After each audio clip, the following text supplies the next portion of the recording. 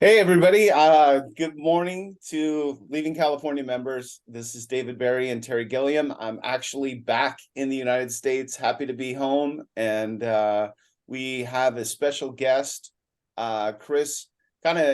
Chris, good morning. How are you? Good morning. Fine, David. Thank you.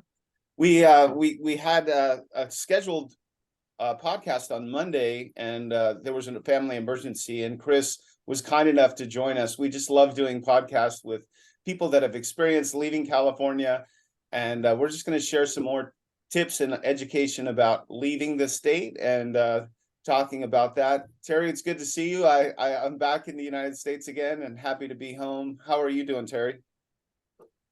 I'm doing great, David. Welcome back to America, which is what we say to people who leave California. Welcome back to America.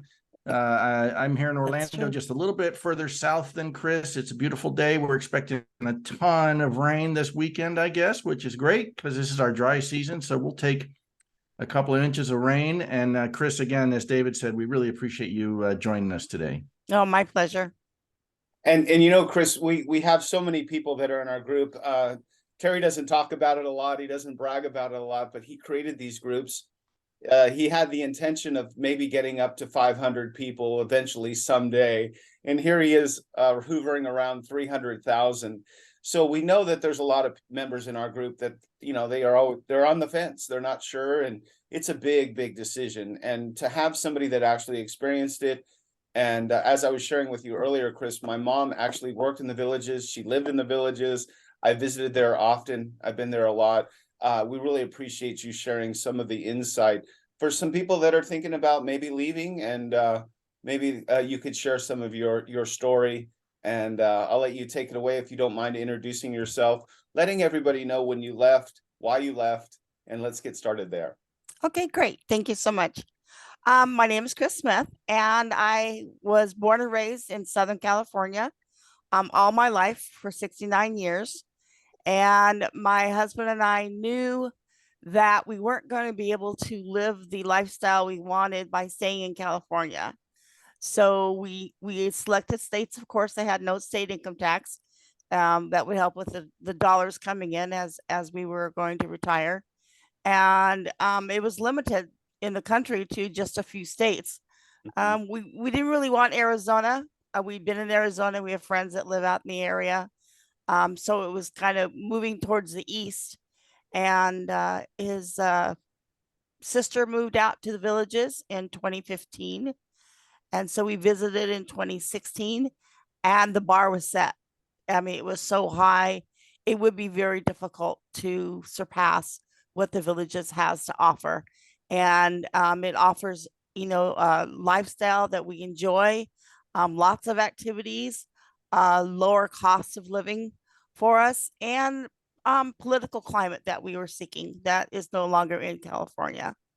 So in the summer of 2020, we started looking more seriously, looking at the areas that we wanted to live geographically, and returned to the villages for a New Year's Eve party from 2020 going into 2021. Happened to find our house that morning of New Year's Eve, went and saw it at noon, and 1 o'clock put in an offer. And we had not yet sold our house in California. Oh, wow. Wow. So we got on the plane on 2 days later and going, what have we done? And what have we done? The bank called us and said, okay, we're opening escrow, let's go. And it was like, oh okay, so we had some repairs to do on the home before we could put it up for sale. I hired a handy guy. I was the general contractor, and I led him through what needed to be done. We put new carpets all upstairs, and remodeled the master bathroom, and put it on the market. And being California in 2021, it sold in 4 days. Wow, that's such a great story. The and you're not a paid spokesperson either, and I No. I know this because I visited the villages. But maybe they should send you a thank you card for saying all the wonderful things. I've never met anyone in the villages, and I met quite a few people there, and everybody loved it. They were all super happy. And but as far as the cost, have the cost increased? Were you pretty happy with the price point that you got with your house and that whole process? Yeah, it's my husband is the kind that will always look at the real estate and see what the value of our home is currently. And Mhm. so it's increased by almost $100,000. Good for Uh, you. depending, we have what's called a courtyard villa, which is a 3 bedroom, 2 bath, about 1,600 square feet. So Mhm. we downsized from 2,800 square feet, Right. and we have a great neighborhood. We know our neighbors. We converse with them and have driveway parties. And Mhm. my husband plays golf 5 days a week, and 3 of those days are with our neighbors. So Wow. it was a great thing that some of the costs may have been like, gasoline fluctuates. We ran our air conditioner for the first time all summer, and it still wasn't as expensive as it would have been in California. For That's sure. right. That's right. And that was just, crazy. And when it comes, people go, what about home insurance? Well, that's offset by everything else that Florida provides. We don't have any state income tax. Our cost of living is cheaper. So the increase in home insurance doesn't match what the the lower things are. So we still come out ahead. So Hey, Chris, can I go ask, ahead. can you tell me exactly where you were in Southern California, and if you spent most of your life in that one place? We were in South Orange County in a city called Lake Forest, which is right next door to Mission Viejo, about 15 minutes inland from Laguna Beach. We were Okay. there about 15 years. Both my husband and I were born and raised in the Long Beach Lakewood area. So we were there until our 20s. And he had gone into the Air Force and took off that way. And I stayed there. I went to Riverside County and lived. And then we went to Temecula and lived there for 10 years. We tried 3 years in Northern California. That was all we could stand. We had to come back home. Yeah. You can guess I'm only there. laughing because that's where I lived for 35 years, so I understand. Well, we lived in Sunnyvale, and then we went across the bay to Fremont. And when we were up there, we got up there in 2000. The bus came in August of 2000, and we're kind of going, okay, here we go. And Yes.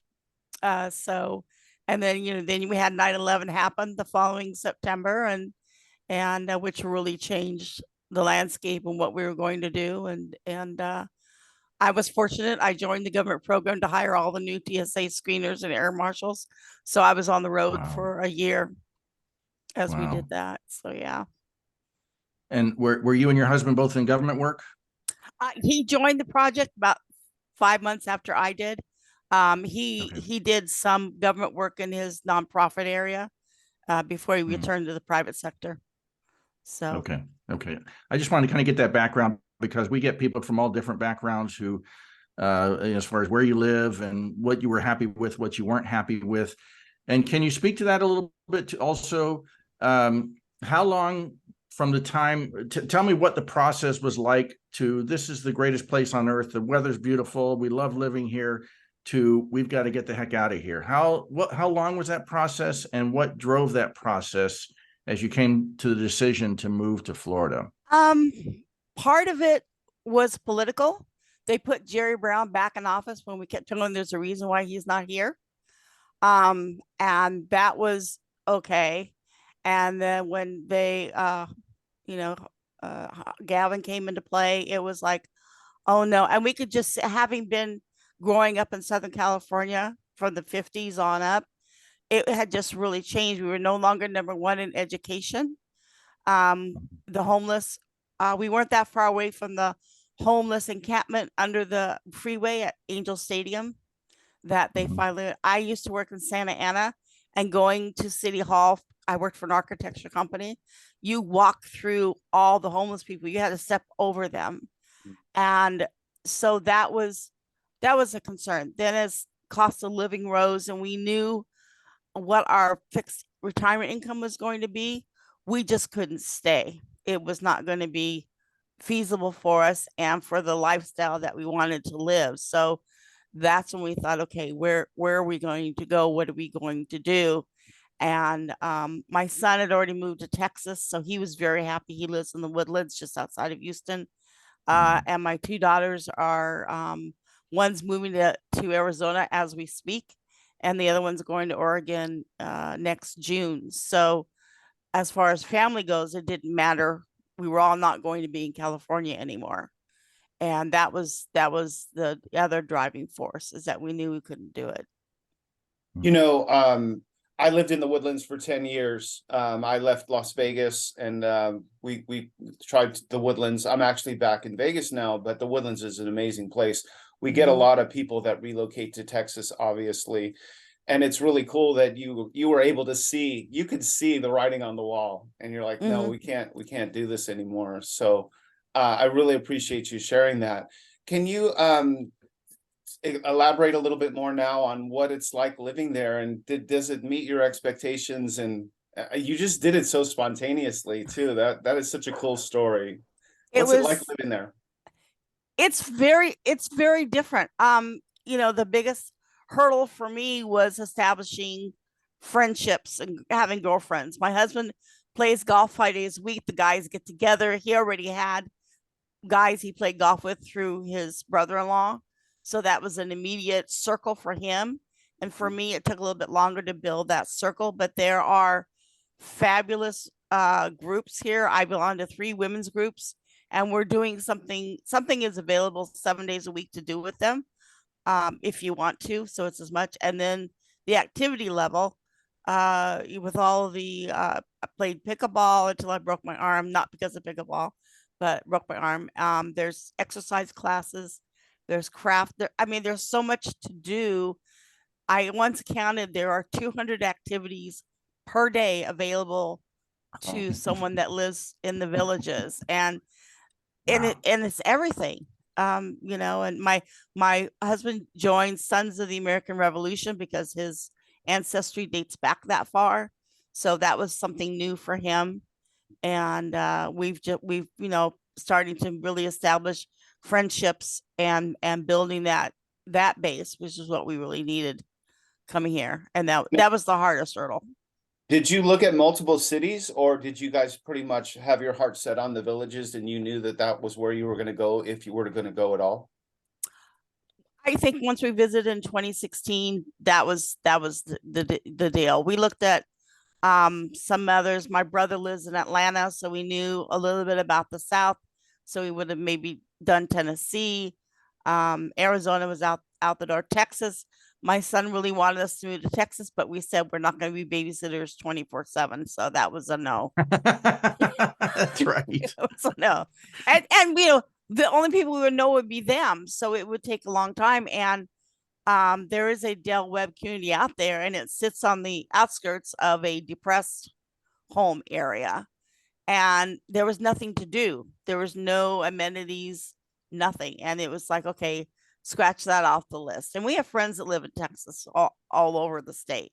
So it was pretty, came out here, you drink the Kool-Aid that everybody says. It's like they have what's called lifestyle visits, where you can come out and they'll put you up for $99 a night in off season for 5 days, and you can visit, and they give you tickets and a golf cart and bikes and everything. And it's like everybody that goes through that, practically they all end up moving here, whether it's to rent for a while before they decide exactly where they want to be, or they buy a home. So and maybe you could share a little bit, and I really appreciate you posting on the site and thanking us. And can you share with us, how did you find some information, and were you able to be how long were you a member? Talk about your experience on our Facebook group, and were you did that help you make your decision? And talk a little bit about that. I probably have been on Facebook for 6 months, so I didn't even know about it. I just happenstance it popped up one day in my Facebook. But it's like a camaraderie. You finally have somebody that you can complain with, whine with, and then celebrate everything good with, and help people that are looking to leave California. Hey, yeah, you're going to run into, trekking a pet across the states, as you go. What do you do with the pet? The moving, the costs of moving, and all that's involved with that. So I would have liked to have had that before, when we were moving. So I have led others to, you need to go look at this and see what they're saying. And so it's been kind of fun to like, oh, they think like I think this is a good place to be, you know. Well, Terry did an amazing job with, he created Leaving California First, and that was a group for people that were thinking about leaving. And then he had this genius idea of, well, you know what, now that the people have gone, now I have another group, and this one is twice as big, and it's Life After California. And that's for people like you that can talk to people and you can share ideas and share thoughts and stuff. And so that's pretty amazing. Good. Terry, do you want to talk a little bit about the difference in the groups? And this is such a great resource for people. Sure. I started Leaving California in September 2018 because I knew I wasn't the only person who was not happy with the direction of California, and I had not been happy for a long time. And I saw California going off the cliff. This is even obviously a couple of years before the pandemic. And of course, the pandemic magnified everything in the negative direction. Places like Florida, where Chris and I live, you know, the governor and the legislature said, hey, wait a minute, we can't take all these rights away from people. We can't shut down small businesses at the expense of, like in California, hey, Walmart, Sam's Club, Costco, Home Depot, they were all open, right? But, oh, Mr. Barbershop, you've got to close. And sorry if you go out of business, so sad, too bad. Whereas here in Florida, they said, look, you know, this is ridiculous, shutting down businesses of healthy people. And then, as you said, David, a couple of years later, I'm like, well, shoot, all these people have left and people are asking questions. Let's start a group called Life After California. That was January 2020, which was right before the pandemic. And that group just took off like crazy. And as you said today, combined, we're getting closer to 300,000 people every day. So between the two groups. So, Chris, I wanted to ask you, what was the hardest part of your move, both emotionally and logistically? What was the hardest part? Logistically was clearing the house out. I had 3 trips to the junk site. Believe it or not, we thought it'd be 1, it was 3. And just deciding we didn't bring any furniture but 4 tables. We left, we gave away, sold, donated everything else. The hardest part was probably leaving friendships. And we have a pair of a couple that we are really good friends with, and we miss them. We played cards and had barbecues and stuff like every other week. So we kind of missed that. And it was just the actual move. Coming across the states was easy. We had our husky with us, and she was a gem. And we made it in, I think we took a week. We stayed a couple of days in Texas, and then we came in. And when you moved, it sounds like you didn't bring much. If we brought 4 tables, did you put it in a truck and pull it, or a trailer and pull it, or how did you get that across the country? My husband was very generous, let me have a mover, because although we did not bring furniture, we did bring 100 boxes of other stuff. Oh, okay. And 10 of those were just my clothes. So that was doing that was the easiest thing to do. It was quick, didn't have to worry about it. And they in fact beat us to Florida. My husband had to fly out and meet the truck and let them in. And then he flew back home. But yeah. You know, tell me, hang on a second, just 1 second, David. So tell me about your first summer in Florida, because it gets very hot here. And by the way, I say this often, I grew up in Florida as a child up till 6 years old, had no air conditioning in our cars, our house, or school. So it was very different back then than it is now, where everything is air conditioned except the outdoors. But tell us what that was like, your adjustment the first summer that you were here. Well, I broke my arm July 6th. So the heat had just started. So I was in a sling till September. So you can imagine I've got a heavy duty cotton sling, and I had learned on a trip out here. We went to Disney World, and I wore a knit t-shirt to Disney World in September. Wrong. It's cotton or something else, and so I knew, we lived in shorts. It was great. And I'm a firm believer. People ask, well, how's the humidity? I said, you know what? You go from house to car to place. You're in the humidity for 5 minutes. My husband plays golf early in the morning. Your daily life changes a little bit because you'll go out in the mornings or the later evenings to miss the heat. And we lived in Temecula where it was 110, so the actual heat wasn't a problem. Well, what I was going to say was, it's interesting, and I'm glad you kind of went down this path, because a lot of times people will say that in your new state, they don't want you bringing your California politics. They don't want you bringing all of your problems that you have in California. And we always say that the people that are leaving, that's why they're leaving. So they're not trying to bring that with them. Chris, can you share a little bit about that experience, and have you experienced anything to that degree where they're saying, well, we don't want California people here. They're going to bring all the California politics and ruin our state. I think it's the opposite. Could you share a little bit about that? Sure, I'll give you a little hint. My husband's license plate for the last 2 years in California said bye bye CA. And he would get honks on the freeway of thumbs up, hey. So he put it on his golf cart. So people will see it kind of go and have that attitude. Oh no, a Californian's coming to the area. And so once they find out, oh, you lean my way, because they're not quite sure. And Terry knows the influx of Democrats into the villages has increased. And especially during the last election, it was more evident. And so that started a little bit of offsetting for the residents here.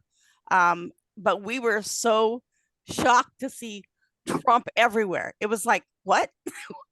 we're not used to this, and American flags are everywhere. We sing God Bless America on 4th of July. We say Pledge of Allegiance at meetings. So it's a whole different type of atmosphere of patriotism that we haven't seen for years. And that was just amazing to us. And so once they know that you don't lean left, they're okay, and people, just love it. I mean, they've had rallies here. At the restaurants, Fox comes in all the time and does a breakfast, and DeSantis is down here a lot. We just kind of go, it's such a better place. We like the patriotism, my husband was in the service. His dad was, a World War II vet. My dad was a World War II vet. My brother went to the Naval Academy. The Navy was his career. So we have that built into us, to where we don't, and we try to instill that into the kids for their respect. And they really do have that. They carry it on for us, because I think it's going away. I don't think it's, we think, what my son says, what do I tell my kids, Mom? I go, I don't know what to tell them. I said, just, give the same thing that we gave you, and they'll be okay. But yeah, we don't run into, oh, you're a Californian very much. So just getting back from Colombia, it's a third world country, and it's one of the most beautiful places I ever saw. I was really taken aback by how proud they are, how proud of their country, and they cheer, and they believe in their country. And Terry's favorite saying is, when people are leaving California, welcome to America. And I'm a veteran myself. I served for 4 years in the Air Force, and I'm very, very proud American. And people that are not proud Americans and they think everything is wrong, they can just stay in California. And we have this conversation over and over and over again, where people say, that's why we left. So we're not bringing that stuff with us. We actually left because of that, and we want to live this life. We want to be proud. We want to be able to enjoy the living in America. What do you got to say, Terry? What you got back there? Well, I couldn't agree more. And I can't remember if I've shared or not, but I went to a Trump Villagers for Trump rally in November. I have a friend who's running for the state legislature from that district, and I went up to support him as he spoke at the Trump Villagers for Trump rally. And I'm telling you, they had the Trump train out there. They had a pickup truck with this big old trailer and a big old train engine on it, blasting country music out in front of the venue. And then there were 500 people in this place. And just as Chris said, Pledge of Allegiance, God Bless America, very patriotic, also very upset about the direction of where this country's going. And so if you are of the conservative nature, I would certainly recommend the villages as a place to look. And by the way, if I haven't, I don't think it's come up yet, but the villages, I understand, has about 125,000 residents, and they're expecting to double that in the next few years. They've got all the land in the world, it seems like, to build on, and they're going to keep building, and they're building smartly. They're not just cramming everybody in. They're building very smartly. I think Chris would agree with that they've got very, very well planned communities that can allow for growth and allow for people to move there to a free place that has no state income tax and fit better in with people who think like they do. Yeah, Chris, right. Go ahead. Oh, go ahead, Chris. Right now, Terry, we have probably over 160,000 people. We probably have 60 square acres now. He just got done buying more acreage. We figure that if he keeps building south, we'll just have a tram over to Disney World. That's how far south he's gonna go. So yeah, he is just it's amazing. And for Californians to move here, we've seen the needle increase, which is surprising to the people on the East Coast. That they've seen it go up to almost 10% of villagers are from California. It's getting close. Wow. That is a big number. That's a big number. And also the lifestyle in California, we go on vacation. We don't go to a summer house. We don't go to the resorts on the islands or whatever. And here, that's we call them snowbirds, and they come in and they leave, and it's just like something to get used to, because you're going, don't you just go on a trip like we used to, but I'm getting to know that's kind of a West Coast thing. It's not an East Coast thing. Well, Chris, as we wrap up, and I really appreciate you doing this last minute. And it's really cool to be talking about a place where my own mother lived for 10 years. And I'm very, I know the area pretty well. So we have some people that are going to watch, maybe they weren't able to watch live, but they're going to watch our recorded version of this. And if you were able to share, maybe they're on the fence, they're thinking, should I go? Should I not go?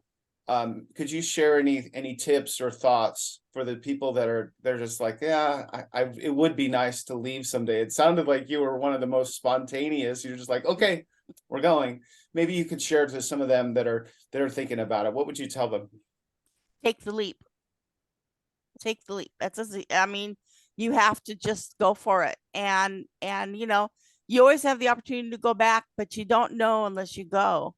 And that's what from the Facebook group, that's a lot of what people say, is that I didn't know. You just don't know what it's like outside of the area, or to find a community that's closer. Your neighbors, they help you out, the area, and the cost of living, you make it work. They're not going to New York, they're not going to DC or Chicago, they're going to the more smaller areas, and just take the leap.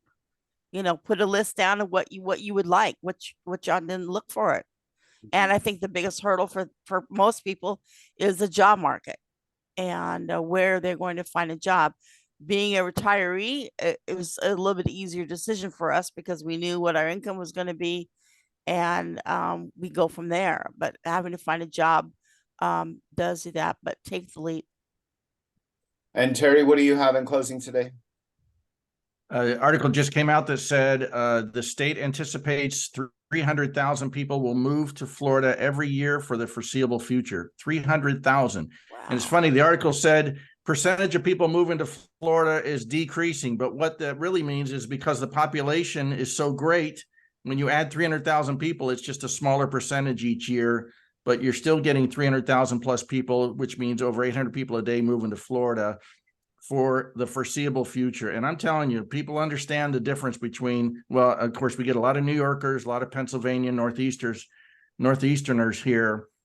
It's because they're leaving the oppressive states that they live in also, and coming to a free state and enjoying a lot more freedom. And I grew up in Florida. I knew what I was coming back to, but just as Chris said, you don't know what you don't know.